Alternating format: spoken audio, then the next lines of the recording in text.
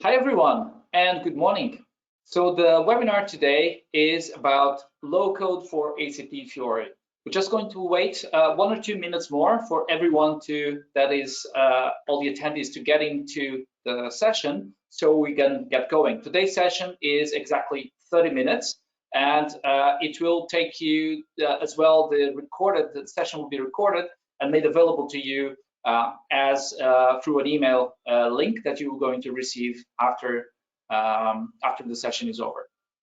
So we're going to talk a little bit about SAP. We're going to talk about low code. We're going to showcase an actual set of some application templates that we've been working on that focus on specifically on the module of SAP. And then we're going to show you how do we do low code for SAP Fiori and how does that translate to you in terms of mobility, in terms of progressive web applications, including chatbots, including workflows, including all of those things that you are already using. But we're going to give you a view of how can you centralize and put everything in one single point of access, a launchpad. So just going to wait a little bit more for everyone to come in, and then we're going to start. Yes, thanks everyone for joining on this lovely Tuesday morning. Thanks for sharing your time.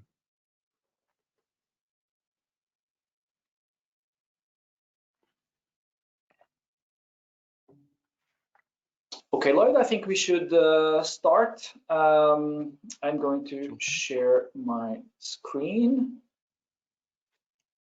So, good morning, everyone, again, and welcome to this webinar about low code for SAP Fiori.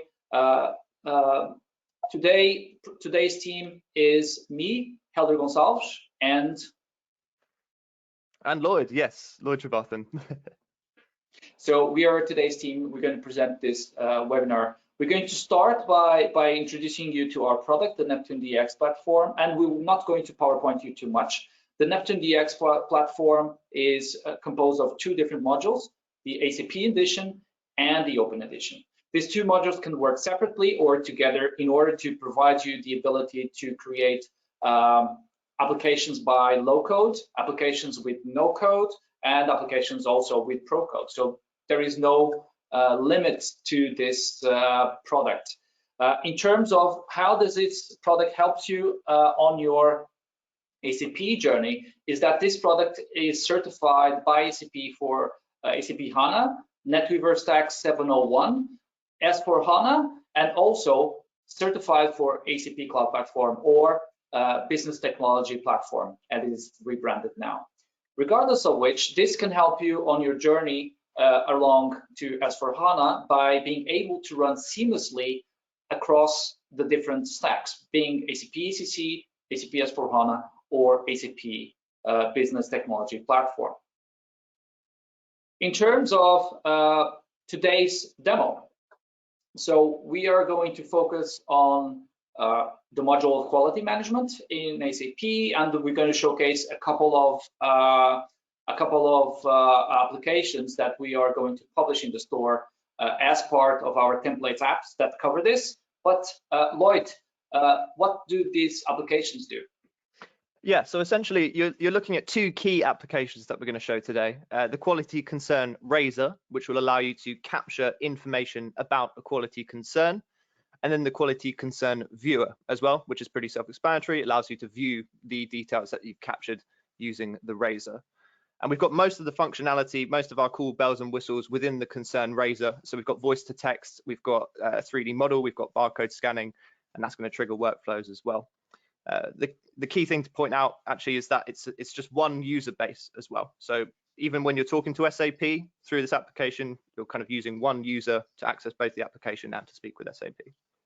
Exactly, and this kind of bells and whistles that Lloyd was just mentioning can always be achieved by using application building blocks that you can download from our Neptune store, and then you can just run seamlessly through low code and embed this kind of functionalities into your SAP Fiori applications. These applications can run inside the SAP Fiori Launchpad and seamlessly with the SAP standard apps, and the standard apps can run also in our Launchpad. regardless of which, what you're producing here is Fiori apps through low code and no code. We're going to focus today is on the low code, but we're going to show you exactly how do we build these applications and how can you maintain these applications straight off the bat, and how you can easily concentrate all your business assets directly in one single point, being a launchpad. But how do we achieve this, and why this is different? Why Neptune Dx Platform is different for the SAP world? So we mentioned that we have two modules, the SAP edition and the open edition. So in terms of architecture, what you have is that the SAP edition runs embedded into your NetWeaver stack, runs embedded into your SAP system. Seamlessly, you can make accessible to build Fiori applications on top of RESTful APIs.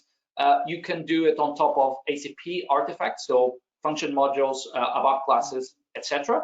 We can automate completely the generation of these REST APIs, which are extremely faster than the OData that you get out of the box from SAP, and there is no bottleneck to this REST APIs. So that's quite important, because that will reflect on the performance of the applications. Not only the way that we build the applications by low code drag and drop, but also because they are on top of very high performance artifacts. But we can integrate directly with SAP classes. No API, no OData needed. They are optional, and you can congregate everything into the same application if you want to. So that's the Neptune Dx platform. The architecture that we're going to show you here today is the architecture of the DX platform. So what is the full DX platform? Is that we have now on this environment we're going to show you, we have our SAP edition installed on an ECC environment. We can have it on an S4 environment. It doesn't matter which support package level you are on. The same product can be installed using a Saint installation or a transport request into your NetWeaver stack. That will work seamlessly across any support package level. So you can start innovating today, regardless of where you stand on your journey to S4HANA. And that's quite important because you can build applications directly on top of your NetWeaver stack, no server, no extra resources needed. But you can also get the wider angle. For example, if you want to bring in a cloud-based product of SAP or non-SAP systems, you can concentrate everything into the same launchpad by adding another runtime, the open edition. So the open edition connects to the SAP edition with OData or with the high-performance REST APIs powered by Neptune. All of this can then be taken over to a single point of access, one launchpad, where you're going to have SAP edition applications, where you're going to have open edition applications, all of which are UI5 based applications built with drag and drop. The beauty of it is that you can maintain the SAP edition applications inside SAP, and you can use the same tool, the same look and feel, the same low code drag and drop designer to create applications on top of anything else. In terms of how does this look at the end, is that we are going to show you now the demo. We're going to actually show you the template applications, and then we're going to change these template applications. We're going to show you a simple process so that within the time that we have, you can see exactly how you can innovate, how you can build low-code applications at a pace that you never dreamt before. So Lloyd, take us there, please. Wonderful. Okay, so here we are. We are looking at the Neptune Launchpad. This is part of our DXP solution. So this is the open edition. However, it is facilitating that connection straight with SAP. So the key applications that we're going to look at today are the Quality Concern Raiser application and the Quality Concern Viewer. But before we jump in and actually kind of use the application, I just wanted to give you a quick look around the Launchpad. So from top to bottom, we've got some of our applications running within these role-based access control tiles. So I can see these because I'm logged in to my particular user, and you can show more or less depending on who's logged in. A little bit further down, we've got a few different types of dashboards and statistics. So this first one here is actually just a little application running within a tile, which is giving us some information about the data within the platform. Further down beyond this, we actually have some integration cards. These are pulling data in live and dynamically from SAP, and it can present it in these nice card formats straight on the Launchpad. But it can also bring data from any other systems, SuccessFactors, Ariba, Fieldglass, anything that is ACP stack, being cloud-based or on-premise based, being ECC or S4 based or anything else, but also could be Oracle, could be Microsoft, can be anything else. And on this Launchpad, you also have other things here, right, Lloyd? Yes, indeed. So to demonstrate that third-party integration, I've pulled a full Power BI report and just embedded it straight onto the Launchpad. So this is fully interactive. I can change all the filters. I can bring out this side panel. And this is, again, generated dynamically and live as soon as I open up the Launchpad. So it's really easy to add in any kind of custom analytics on top of the platform if you desire. Okay, absolutely. So let's have a run through of the quality concern raiser so we can actually see kind of everything in action. So I've just opened that application and it's brought everything up here in full screen mode. One thing to note, however, is that everything that you build using the Neptune platform is fully responsive. So I can shrink right down to a mobile size and everything's going to automatically adjust and work great on mobile, tablet, or desktop. So as soon as I open the application, what it's done straight away is actually clocked in my GPS coordinates. So this is actually where I am right now. And this data is now going to be assigned to whatever else I input here. So this is an example of kind of situational data that you can capture, which is especially important if you're capturing issues about quality concerns, where you are or what the weather is might be an important factor. So let's go ahead and say that I've detected this concern within zone 4. And now the form is going to automatically adjust and it's going to prompt me, okay, well, do you want to scan a part number? So this is where we can see one of our first features. We've got a barcode scanner built in. It's going to use my built-in camera on my laptop in this example. So I can actually scan this barcode. And what that will do as soon as it scans is it's going to check with SAP. It's going to say, I've got this part number. What's the information? And so that's going to pull it back and it's going to tell me that this is a gear of the bevel type, G10. And it's going to give me a few additional details about it here. So 12 teeth count, screw fit, and it's located in warehouse 2.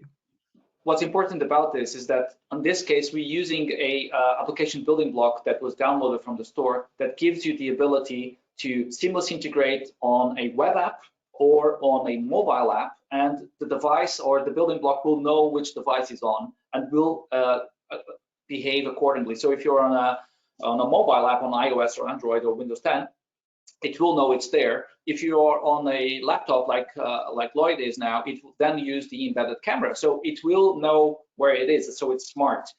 Also on the geofencing part, the situational data that Lloyd mentioned, it's also important for narrowing down the amount of data that you need to fetch. So all of this is that we are actually creating a simple 1, 2, 3, 4 approach to creating to register, in this case, a quality concern.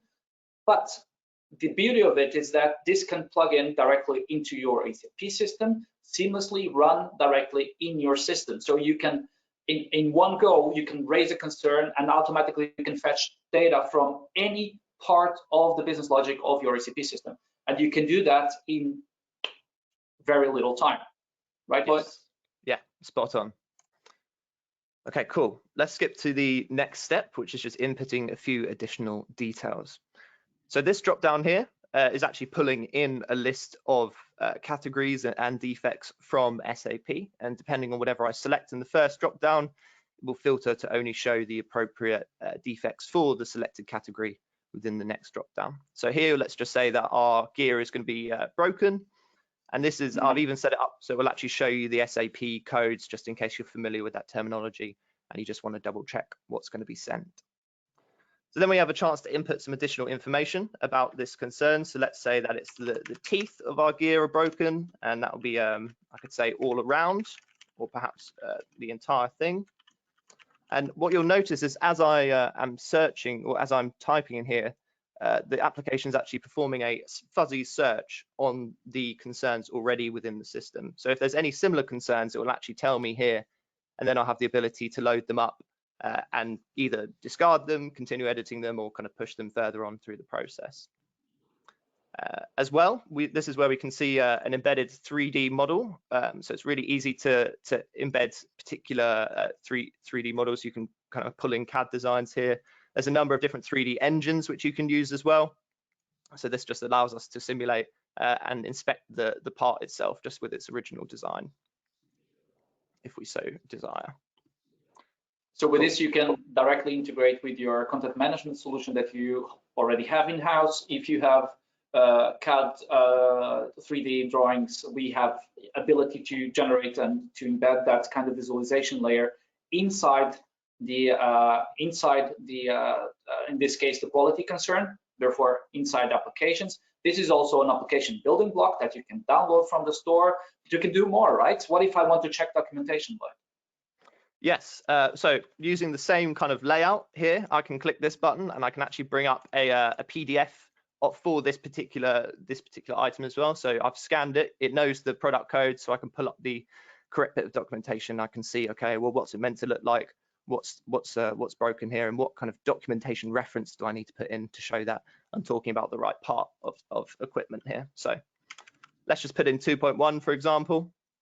But that just shows you it's really easy to embed kind of PDFs, images. You can even embed SharePoint documentation right into the application. Cool. Now let's go to step 3. Now this is quite an interesting step. This allows you to automatically prioritize this particular concern that I'm raising, depending on all of these scores and bits of information I enter here. So every time I change my selection, so my impact score, how I'm going to fix the problem, the time it's going to take me, and the percentage of this impact, you'll see every adjustment I make is actually changing the overall score of this concern. And now I've set up a kind of distribution in the background, so depending on the score, it will then automatically depict whether it should be a low priority.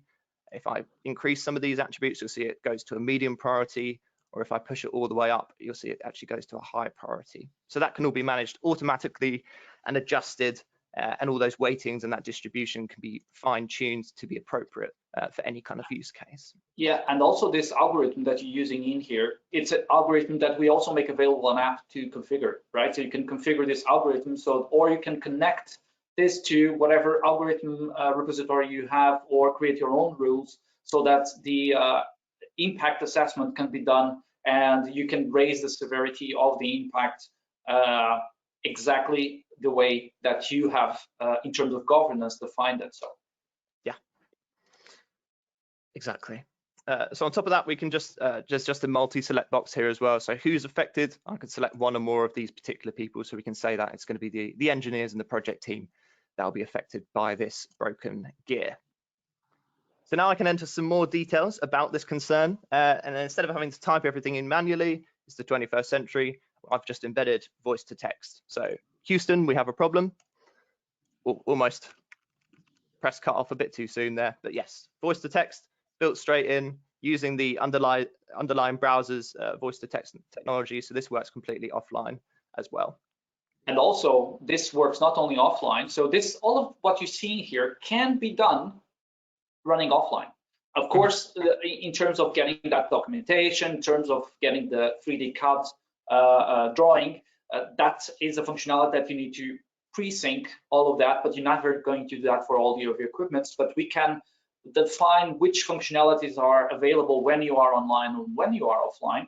Also, this is seamless to you doing this on a mobile device, any mobile device. So true mobility can be achieved, and in the case of a mobile device, what you're doing now, which is uploading an image, you can do it straight from the camera of the mobile device on location, right? Yes, indeed. So on a mobile, this would say, do you want to take a picture or upload from your camera roll? But on desktop, it's just asking me if I'd like to upload a file. So cool, that's completed this concern. I can hit submit. And if you notice in the top right of my screen, I'm actually getting a notification straight away. So I've set it up so that whoever is the manager within this system gets a notification every time a concern has been raised and is waiting for approval.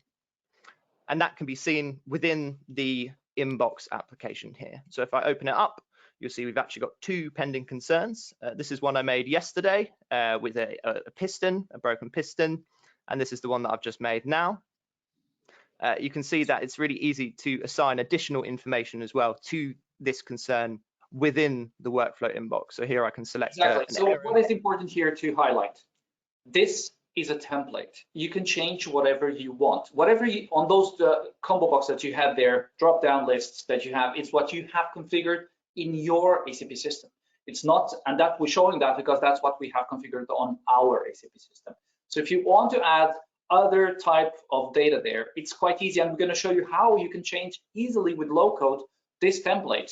Also, the workflow inbox that you see here, it's a universal workflow inbox. So you can handle any kind of work items coming from ACP or non-ACP systems. So this plugs in directly to whatever system you want to fetch this workflow from. Yeah, Lloyd. Indeed. Cool. So I've just approved that workflow. And now I can go into the concern viewer to have a look at it, or I've plugged in our own chatbot to actually be able to give me some information about the platform and the concerns within it. So I can ask it. This is a chat that you have configured running on BTP, right? Running on ACP Business Technology Platform. Indeed, yeah. It's really easy to train it and to set it up to talk to the platform and kind of tell you anything or perform any actions that you want. In this case, I can just say, how many concerns are there? And it will tell me there's currently 5. We can check that by jumping in here, closing down the chatbot, and we can see 1, 2, 3, 4, 5. So yeah, the chatbot's correct today, which is good. And what you have here is in fact a UI5 Fiori application built with no code, powered by Neptune. And we will just show you this, and then quickly we're going to the designer where we're going to make some changes to the application. So show you not only just the end result, but actually how do you get to this? Yes. And how easy is yeah? Yeah, a no-code application is part of the whole flow, including a low-code application as well. So here I've just clicked on one of these concerns. So this one here, the power unit, which is has an incorrect operation. You can see that I can change some details about it. I can view the image that was uploaded. Here I've embedded another application which allows you to answer a range of questions about this concern. But the thing we're really interested in. One thing about this is that what you see here is a application that has fragments from other applications. So for example, the step 1, it's a survey that is configured directly in SAP, and that here it just reflects what the survey is configured. So there is no hard-coded data in there. What's doing is that it's fetching the survey directly as it's configured for this type of concern. And that's basically the ability that you have here, is to really plug into what you have right now and make it into a application, into a UI5 Fiori application, but in a much more easy and straightforward way. Yeah, spot on. So yeah, the thing we're most interested in here is actually pushing this concern data, the relevant parts of it at least, into SAP. So here I can select the final required attributes to actually raise a QN. And then with one click, it will pull all the relevant information from this concern. It will send it to SAP and it will pull back the ID and then display that information here. So I can update this list and you can see there's a brand new ID number associated with this particular concern. And that's now living within SAP as well. So our full SAP process is supported. Any analytics or further kind of downstream effects from having that QN raised within SAP can be managed and controlled from within the Neptune applications here. And also you have all of those technical names there, but on an actual application, you're going to see not the technical names, but the labels that you are having. And in that case, we can pull the labels out of SAP as well directly. So Lloyd, how do we change this? How can we change these applications? Good question. So let's start with changing the adaptive application that we were just looking at. If I hit update here, this is a no-code tool set that you are able to change the applications without having to do any code. So just putting that into concern, so we don't do just low code, we do also no code. So on the no-code side, what can we do here? Let's say that I want to add a priority field, correct? You have that Yes. on your data set? Yeah? Yes, I do indeed. So all I need to do is I've got my data set here on the left. I can drag and drop it into my application, and you see straight away we've got our priority column header. When I save, it's going to refresh, and it's actually showing at the moment the numbers associated with the priorities, but that doesn't make a lot of sense to show. Right? Yeah, exactly. Yeah. So how do we make interesting this? Yeah. Yeah, let's change the source value to a lookup, and this allows me to select a table. And here I've actually got a table set up already, which is my priority keyword mapping. And I can just say, okay, well, all it's doing here is mapping a number to a name. So 1 to high priority. So I can say, I want you to show the means field, and I want you to pass the priority number, and that's it. If I hit use and I hit save, then what we'll see actually is the priority number and the associated text. I can jump back into settings and press hide key value. And if I select that, then what that will do is only show us the relevant word for that priority number. I can even take this one step further, and I could change it from a text type to a status. And then I get even more settings here. But the one that I'm interested in is the state. And this allows me to change the color of the attribute. So I can actually point it at according to what we call a rules engine. So this is another concept where you can create business rules engine that you can define inputs and outputs and outcomes. In this case, we're just based on the priority, we're going to assign a color. And based on that, the business rules engine has defined that the low is yellow, the medium is green. So this is no code. What about the low code? How can we change the low code? Indeed, yes. So this is our concern razor that we saw a moment ago. If I jump into edit mode, let's add a building block into this application. So the easiest way to do it is simply to right click and open building blocks. And here we can see a list of all the building blocks within our particular system. I'm going to add this embedded feedback building block. So all I need to do is select it here, and that's going to import all the relevant components that I need. In this case, it's an API, it's a dialog box, and a button. I can leave the API in my resources. I'm going to move the dialog box into my application, and I'm going to move the button into my footer. So what this does is that it's going to show up a feedback button there on the bottom, that when you click it, it will just pop up a dialog. You can enter a feedback, and that will then send the feedback to whatever system you have to collect the feedback. So if you just do this, the feedback has been sent, but how does it look like on the Launchpad? Can we just go to the Launchpad and show it how it's refreshing the application automatically? So just refreshing this, opening it again, and the feedback button is already there. If you think of this as a straightforward way for you to deploy updates to your applications, make it easier for in a governance manner to make innovation, to create, and to sit IT and business together in the same room, and they can speak the same language. You can act and make changes to the applications right there, right then, sitting in a very agile way together with business. So what Neptune brings to the table is the ability for you to do this at your own terms. You do not require an extra server if you want to use the SAP edition. If you want to use the open edition, you can run this on any kind of hyperscaler, being Microsoft Azure, Google Cloud Platform, AWS. You can run it on-premise. You can even run it on the Neptune Dx clouds as a platform as a service, and you are able to do this kind of innovation in any way you want, even running on business technology platform.